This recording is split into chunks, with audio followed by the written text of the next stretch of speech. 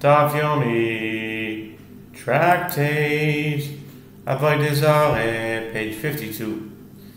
Top of the page, with words Tnehu Ingen Chedim, Mikan Amru Avodah Zarah Shonachli Einon Asura Ela Ad Sheteaved V'Shel Yisrael Miyad. Since the verse does not apply to places that were themselves worshipped, apply it to the matter of vessels that were used for idol worship. It is from here that the sages stated a Gentile's object of idol worship is not prohibited until it is worshipped, but a Jew's object of idol worship is forbidden immediately.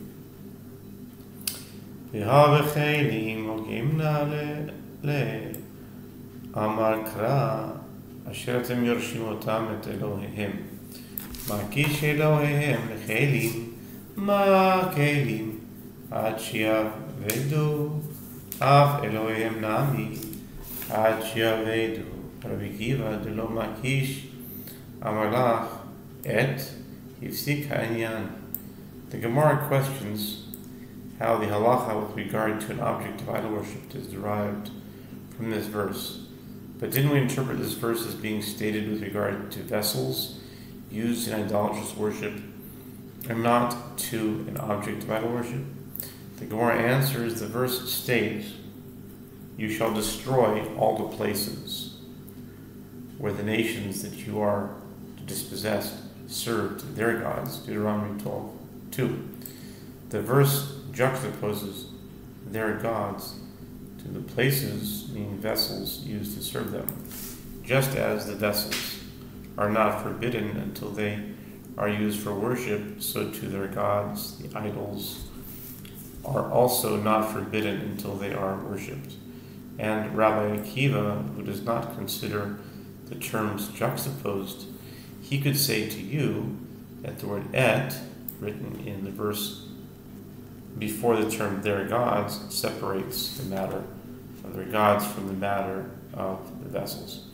Rabbi Yishmael Eshkachan Avodah Zarah Shonachli Dienasu Ad Sheteaved Yisrael Diasu Yamen Ale Svarahu Midinach Yad Sheaved Yisrael Asur Miyad Eim Ad Yisrael Klal Uklala Hashta Geniza Bai Is It Sore Lo Mitasre. The Gemara asks, and for the opinion of Rabbi Yishmael, we find a source for the halacha that a Gentile's object of idol worship is not prohibited until it is worshipped. From where does he derive that a Jew's object of idol worship is prohibited immediately? The Gemara answers, it is based on logical reasoning, from the fact that a Gentile's idol is not forbidden until it is worshipped. It stands to reason that a Jew's idol is prohibited immediately. The Gemara asks, why not say that a Jew's idol is not forbidden at all? The Gemara answers, now, the status of a Jew's idol cannot be revoked, and the idol requires interment. Is it possible that it does not become prohibited? Ve'ema kidenachli amakravet chatatchem asher asitem et ha'egel v'ishat asiya kam levchem. The Gemara challenges, but one could say that the Jew's idol is forbidden only once it is worshipped, just as a Gentile's idol is forbidden only once it is worshipped.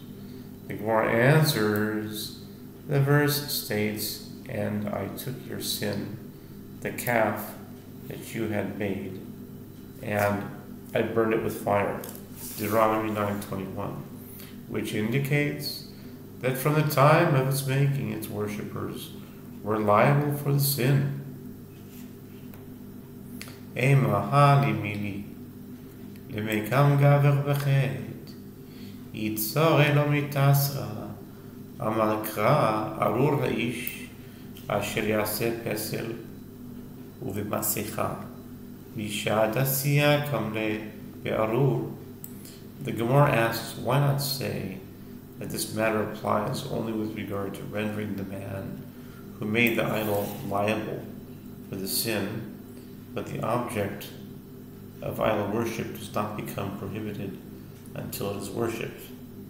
The Gemara answers, the verse states, "Cursed be the man who shall make a graven or molten image, an abomination to the Lord, the work of the hands of the craftsman, and shall set it up in a hidden place." Deuteronomy 27:15, which indicates that from the time of its making, the person who made the idol is liable to be cursed. The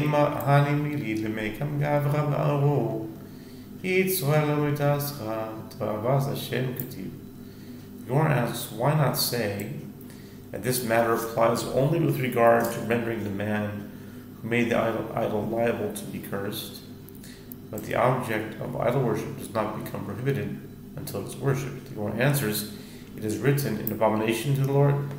Deuteronomy 27:15 indicates the idol itself is an abomination, and is therefore prohibited from the time that it is made. The Rabbi Akiva, the Gemara asks, and as for Rabbi Akiva, who does not maintain that a Jew's idol is forbidden from the time it is made, how does he interpret this verse? The Gemara answers, Rabbi Akiva explains that the term an abomination means an object that leads to abomination, but it itself is not considered an abomination before it is worshipped. But Rabbi Akiva, what is Zarah? Yehoshua miyad benalei amarula amarkrab shilelo yisrafun beish mishepesilo nas Eloah. The Gemara explains the opinion of Rabbi Akiva, and as for the opinion of Rabbi Akiva, from where does he derive that a Gentile's object of idol worship is prohibited immediately? Ula said, the verse states, the graven images of their gods shall burn, you shall burn with fire, and you shall not covet the silver or the gold that is on them, and take it for yourself, lest you be snared thereby, for it is an abomination to the Lord your God. Deuteronomy 7:25. The term graven images indicates that from the time that the Gentile engraves and carves the stone into an idol, it becomes a god and is forbidden.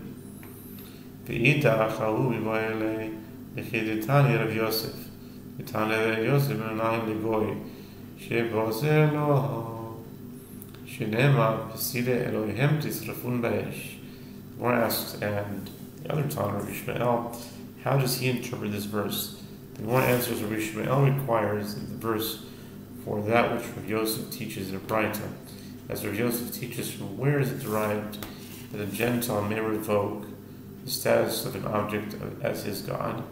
This is derived from a verse as it is stated, the graven images of their gods you shall burn with fire. Deuteronomy 7:25.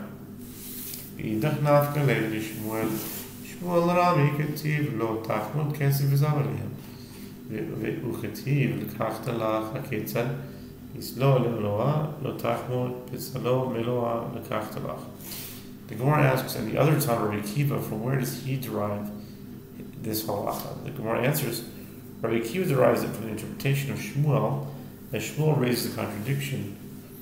It is written, the graven images of their gods you shall burn with fire, and you shall not covet the silver or the gold that is on them. Deuteronomy 7:25. And in the continuation of the verse it is written, and take it for yourself, indicating that one is permitted to take the silver and gold. How can these texts be reconciled? If the Gentile engraved and carved the stone as a god, it is immediately rendered forbidden, and the prohibition, you shall not covet, applies. If the Gentile revoked the idol status as a god, the continuation of the verse, and take it for yourself, applies. Rabbi Akiva, Ishkachan Avodah Zarah, Shanach Yisur Miyad, D'Yisrael Ad Sheteva Ben Alam, Amrakut Amrakra, Vesam Vesatir, Ad Shiaseh La Devarim Shevasetia. The Gemara asks, and as for the opinion of Rabbi Akiva, we found a source for the halacha. The Gentile's object of idol worship is prohibited immediately. From where do we derive that a Jew's object of idol worship is not permitted until it is worshipped. Yehuda said that the verse states, "Cursed be the man who shall make a graven or molten image and shall set it up in a hidden place." Deuteronomy 27:15. This indicates that the idol is not rendered forbidden until the idolater performs in service of the idol those matters, meaning rites, that are performed in a hidden place. The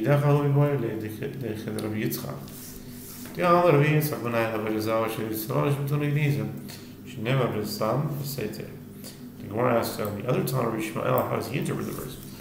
The Gemara answers, Yishmael requires the verse for that which Rabbi Yitzchak says. As Rabbi Yitzchak says, from where is it derived? The Jews' object of idol worship requires interment. And this is derived from the verse, as is stated, and shall set it up in a hidden place.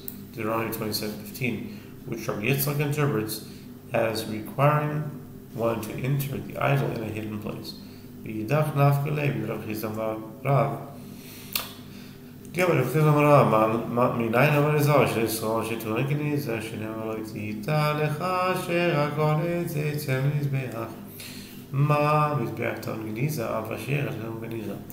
Gemara asks, and the other Tanna, Rabbi Akiva, from where does he derive the halacha? The Gemara answers, Rabbi Akiva derives it from that which Rav Chizda says, the Ram says, as Rav Chizda says, the Ram says, from where is it derived that the Jew's object of idol worship requires interment? This is derived from a verse, as it is stated, you shall not plant for yourself an Asherah of any kind of tree beside the altar of the Lord your God, Deuteronomy 16:21. The verse juxtaposes an Asherah, a tree, used as part of idolatrous rites, to the altar. This indicates that just as the altar requires interment, so too an Asherah requires interment. What is interment? I'm going to find out right now, God willing. What is interment? Interment means a burial. Needs to be buried. Funeral rites. Okay. Needs interment. Asherah needs to be buried?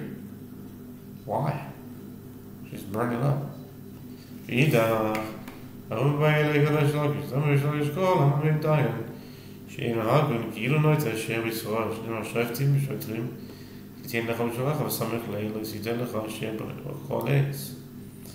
Gemara asks, and the other term Yishmael, how does he interpret the verse? The Gemara answers, Yishmael requires the verse for that which Rish Lakish says. As Rish Lakish says, any one who appoints over a community a judge who is unfit for a position due to his lack of knowledge or wickedness is considered as though he plants an Asherah tree among the Jewish people. As is stated, judges and officers you shall make for yourself in all your deeds, Deuteronomy 16:18, and juxtapose it is the verse, you shall not plant for yourself an Asherah of any kind of tree beside the altar of the Lord your God, Deuteronomy 16:21. Amar Rav Ashi, ובמקום תלמידי חכמים, כאילו נטו עץ המזבח, שנאמר עץ המזבח. Rav Ashi says, what does Rav Ashi say? Rav Ashi says, if one appoints an unsuitable individual as a judge in a place where there are Torah scholars, it is as though he plants an Asherah next to the altar, as is stated beside the altar of Lord your God. Boy, Rav Hamnuna, Ritech Kli Avodah Zarah Ma'u. Avodah Zarah, Timan. Ilem Avodah Zarah Nachri, Ben Rav Yishmael, Ben Rav Akiva, Misham Avodah Zarah Hen. Misham Avodah Zarah En Asun Shaver, El Avodah Zarah Yisrael. Rav Hamnuna raises a dilemma. If one welded a broken vessel for idol worship, what is the halacha? The Gemara asks, with regard to whose idol worship does Rav Hamnuna raise the dilemma? If we say that Rav Hamnuna is referring to a Gentile's idol worship, that is difficult. As both, according to Rabbi Yishmael and according to Rabbi Akiva, vessels used in idolatrous worship are considered Accessories of idol worship and accessories of idol worship are not prohibited until they are used for worship. Rather, Rav Hamnuna is referring to a Jew's idol worship. Alivademan, Ileman Kiva, Hashtahu, He, Govalomit Zarah, Ad, Sheteave, Misham Sheabibai, Ela Livad Ishmael, Yamara Suravyad. The Gemara asks, in accordance with whose opinion is Rav Hamnuna raised the dilemma? If we say that he raises the dilemma in accordance with the opinion of Rabbi Akiva, this is difficult.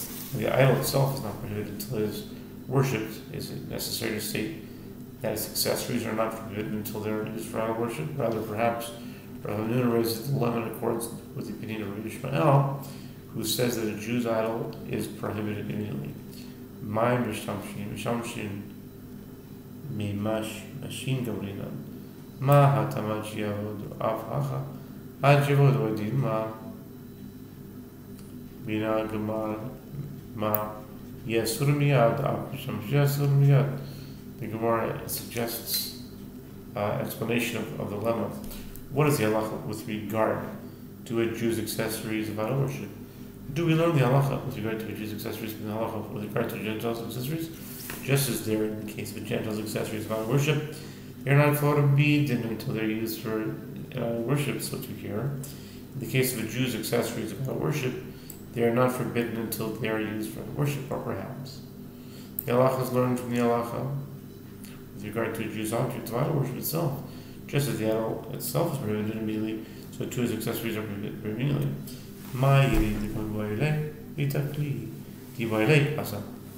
The Gemara rejects this explanation. If that is the explanation of Rav Hamnuna's dilemma, why does he specifically raise the dilemma with regard to one who welded a broken vessel? Let him raise the dilemma with regard to one who fashioned a vessel for idolatrous worship. Rav Hamnuna, Mishum Tuma, Yishanakam Vayale, Ditnan, Klematachos, Peshuden Golen Domain, Ishtabra Chazara San Kalib, Yachtnu Tuma Yishana. The Gemara answers Rav Hamnuna is referring to a vessel that was used for idol worship before it broke, and he is raising the dilemma with regard to the master of previous ritual impurity. As we learned in the Mishnah Kaleb 11.1, with regard to metal vessels, both their flat vessels, which have no repositories, receptacles vessels that have repositories are all impure. If they came into contact with the primary source of ritual impurity, if they broke, they thereby became purified. But if one remade the broken vessels into new vessels, they resumed their previous impurity. And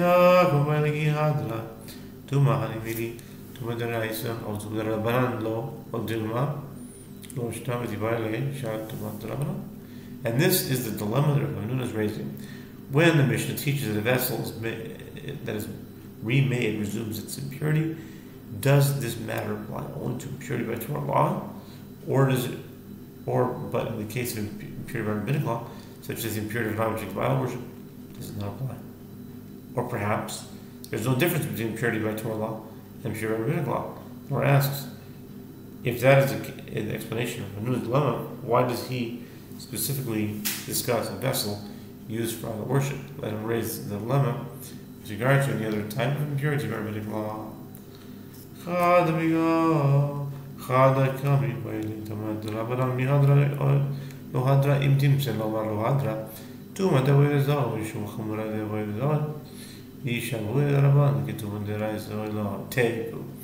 Gemara answers, the Rav Hamnuna is raising two dilemmas, one of which stems from the other.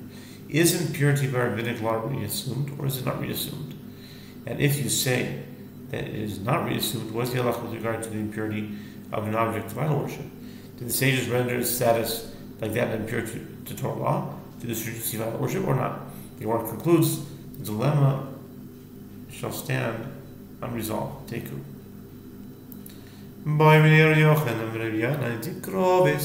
Avodah Zarah shel Achalim Mahu Imahanyinu Bitul Letorinum Lituma Olo.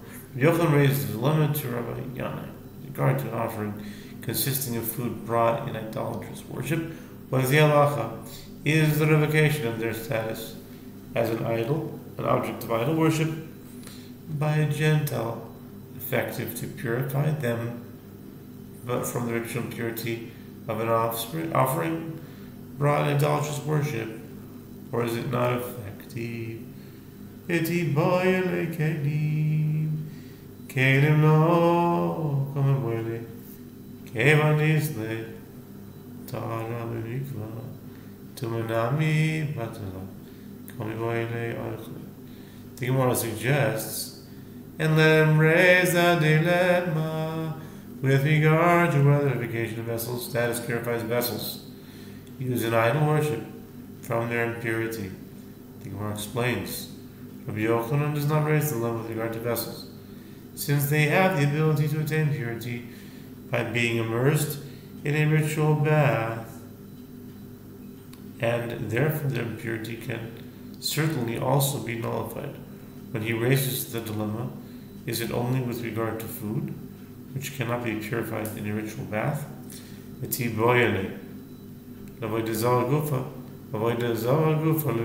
Gemara suggests, let him raise the dilemma with regard to whether revoking its status purifies the object of idol worship itself in a case where it consists of food. The Gemara answers, Rabbi Yochanan does not raise the dilemma with regard to the object of idol worship itself.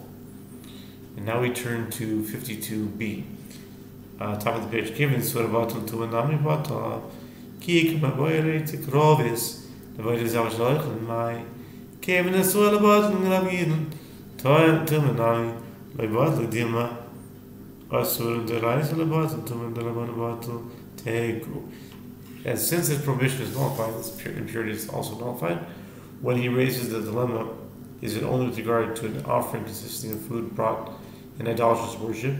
Does one say that since this prohibition is not nullified, in accordance with the statement of Gil, who teaches that the prohibition that takes effect with regard to offerings brought in idolatrous worship is never nullified?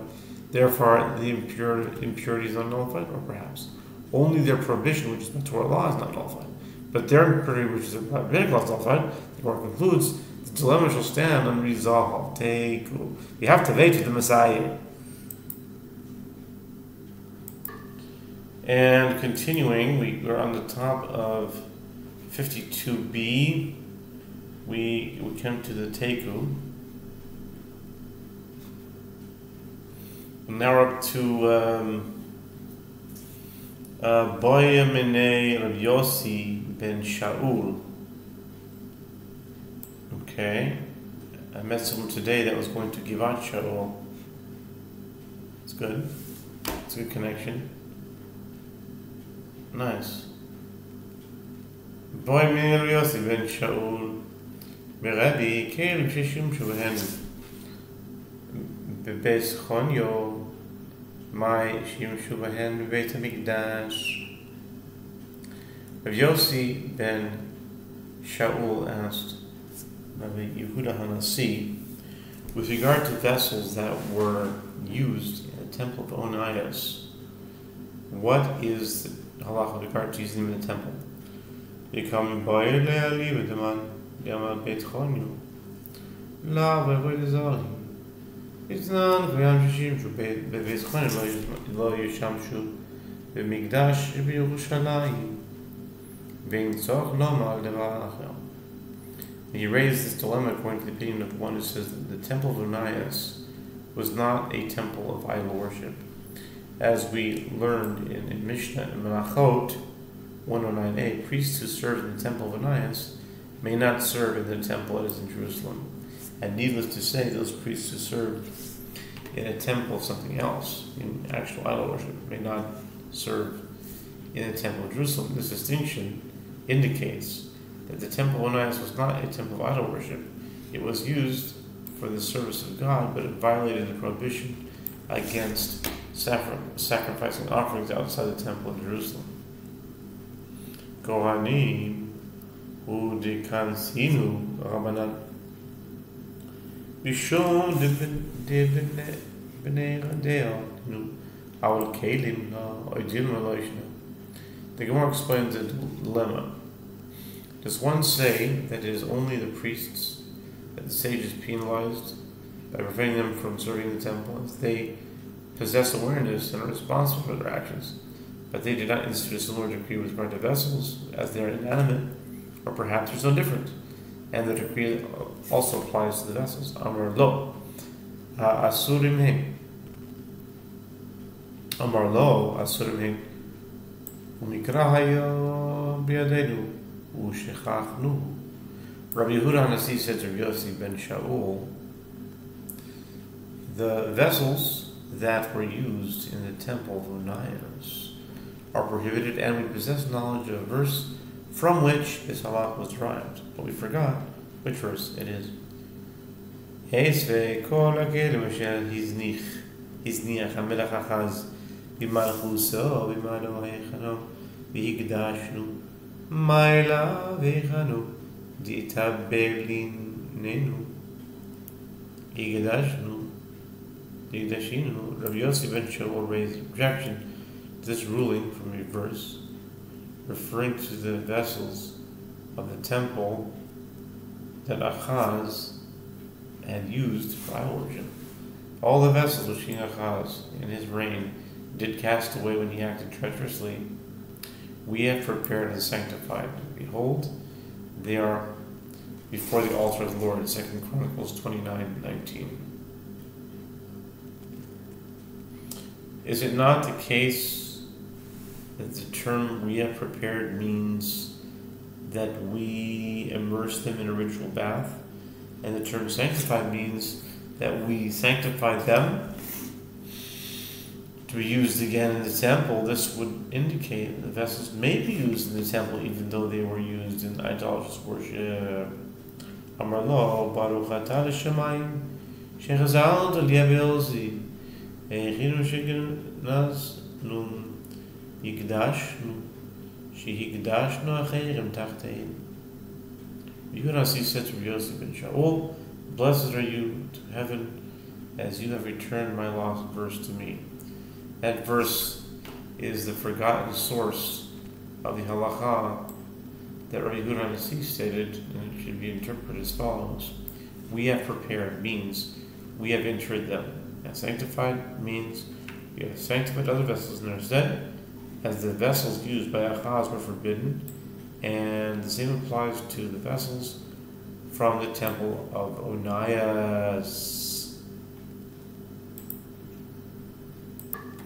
Le mamsaylim is ours to finus.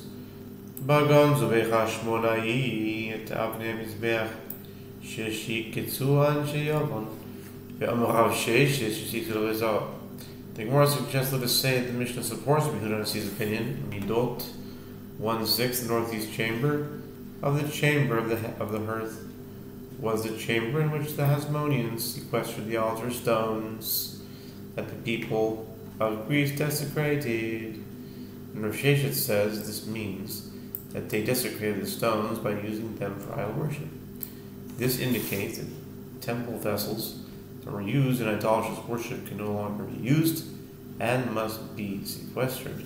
Amar Rav Papa, Asum Kash Kach Udrash, Dichtiv, Uba'u Ba Pritzim, Bechileluha. Rav Papa said, that case of the altar's stones is different because there a sage found a verse and interpreted it homiletically, as it is written, and they shall profane my secret place, that robbers shall enter into it and profane it. Ezekiel 7:22. The verse indicates that when the Gentiles entered the temple and desecrated it, the altar was desacralized and acquired non-sacred status. Consequently, the stones were subsequently used for idolatrous worship. When the stones were used subsequently for idolatrous worship, they were rendered forbidden even for non-sacred use. Amri heichale v'nibrinu avanim shlemos amarachman esrinu lo tanif aleim barzin amarachmana. The Gemara explains why the altar stones were sequestered. The Hasmoneans said, what should we do to revoke the stones' forbidden status? Shall we break them? That is not possible. As the merciful one states in the Torah, you shall build the altar of the Lord your God with unhewn stones. Deuteronomy 27:6, shall we saw them without breaking them? That is also not a viable option, as the merciful one states in the Torah, you shall lift up no iron tool upon them. Deuteronomy 27:5, there was therefore no alternative to sequestering the stone. Ve'amai v'tivrinu l'shachinu l'shayu mi'la Omer Vishaya bikshu l'gnoz kol kesef v'zahav shebe'oilam Mishum Kasbet Devida, Yerushalayim, Vavedin by Yerushalayim, Havid Ruba Dialma. The Gemara asks, but why did the Hasmoneans have no alternative? Let them break the stones and take them for themselves. Didn't Rav Shaya say the sages wished to sequester all of the silver and gold in the world because of silver and gold of Jerusalem, most of which was consecrated to the temple treasury and became mixed with other silver and gold? And we discussed it and asked, is Jerusalem the majority of the world that all of the silver and gold of the world should be forbidden, as perhaps it came from Jerusalem? And I want to buy it. You should know, Dina, Hedriana, Turiana, Shiva, Mipane, Tiva, Shal, Yerushalayim, Ajimat, Sulam, Klametar, Shubutar. Rather, Abai said, the sages wished to sequester all of the worn-out dinars of Hadrian and Trajan because of the coins of Jerusalem, as it was known that these coins contained a large quantity of the temple treasuries, gold and silver. They did not permit the use of these coins until they found a verse in the Torah indicating that it is permitted, and robbers shall enter into it and profane it. Ezekiel 7:22. Asum lo ishtam shumehu ligovoha achat kevan ishtamesh behu ligovoha lav orach ara ishtamoshe behu yadiota. The Gemara answers the two cases are not comparable. There, the coins of Jerusalem had not been used in the service of the Most High. They were only consecrated hymns. Since the stones of the altar had been used in service of the Most High, it is not proper conduct for an ordinary person to make use of them. And therefore, the Hasmoneans sequestered the stones. New Mishnah. Nachri mevatel v'rizah shelo. בשל חבר ישראל מבט לו ולזר שנחלי המבט לו ולזר מבט לו שם שביטל שם שם שמותר ויסודה. A Gentile can revoke the status of his object of idol worship and the status of the idol of another Gentile, but a Jew cannot revoke the status of the object of idol worship of a Gentile. One who revokes the status of an object of idol worship thereby revokes the status of its accessories. But if he revokes the status of its accessories alone are rendered permitted, but the object of idol worship itself remains prohibited. That's the Mishnah. And now for the Talmud. Masnile Rabbi Shimon Rabbi Nachli mevat l'avodah zarah shelo v'shel chavero amar lo Rabbi shanita lanu biyalutecha Nachli mevat l'avodah zarah shelo v'shel Yisrael Yisrael mikra mevat l'avodah sham beseter Ketiv Amar Rabbi Hillel Bere de Rabbi Valis Lo nitzracha sheyesh lo ba shutfut. Rabbi Yehuda Nasi taught Rabbi Shimon, son of Rabbi Yehuda Nasi, the following version of the Mishnah. A Gentile can revoke the status of his object of idol worship and the status of the idol of another Gentile. Rabbi Shimon said to him, my teacher, in your youth, when you were younger, you taught us a different version of the Mishnah. A Gentile can revoke the status of an object of idol worship and the status of the object of idol of a Jew, worship of a Jew. The Gemara asks, can the status of a Jew's idol be revoked, but isn't written, and shall set it up in a hidden place? Deuteronomy 27:15, from which the sages derived that a Jew's idol requires interment, Rabbi Hillel, son of Rabbi Valis, said, no. This halacha is necessary in a case where the Gentile has partnership in the idol, and therefore it is possible to say that its status can be revoked. Bialduto mai kasavar v'ziknuto mai kasavar bialduto savar Yisrael da'atin anach liparach kevan danach livaten nafshei Yisrael namivatlam v'ziknuto savar Yisrael da'atin nafshei parach ki mivaten nachli zrashei Yisrael lovatin. The Gemara asks, what did Rabbi Yehuda Nasi hold in his youth, and what did he hold in his old age? The Gemara answers, in his youth he held that the Jew worships the idol based on the intention of the Gentile. Once a Gentile revokes the status of his share in the idol, the status of the share of the Jew is also revoked. But in his old age, Rabbi Yehuda Nasi held that the Jew worships the idol based on his own intentions. Therefore, when the Gentile revokes the status of the object of the idol worship, he revokes the status only of his own share, but the status of the share of the Jew is not revoked. I